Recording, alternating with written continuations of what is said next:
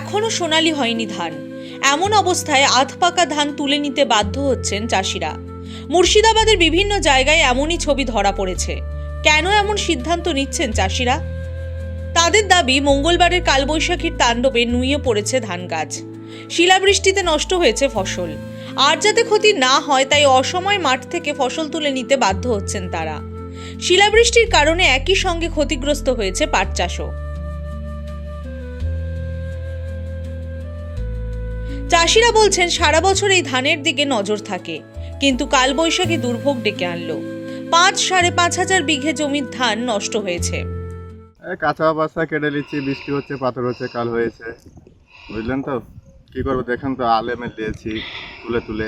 এই শিলা বৃষ্টি হচ্ছে, বাপরে ঝড়, মানে ই থাকতে যে আরো যদি ঝরে যায় তার লেগে ধরেন ধান তো কেটে নিচ্ছি, পাথর হচ্ছে, ই হয়েছে। কালকে মাঠ থেকে মুছে যাওয়া যায়নি, এত পাথর আর ঝড়ি পানি। হ্যাঁ, তার লেগে ধরেন এখন কাঁচা থাকতে শিখি, কাঁচা আধা আধি কাঁচা থাকতে দেখছি যে একবার যদি লস হয়ে যায় তার লেগে ধানটা আমরা ধরেন কেটে নিচ্ছি। এই বিষয়ে পঞ্চায়েত থেকে কৃষি দফতরকে জানানো হয়েছে।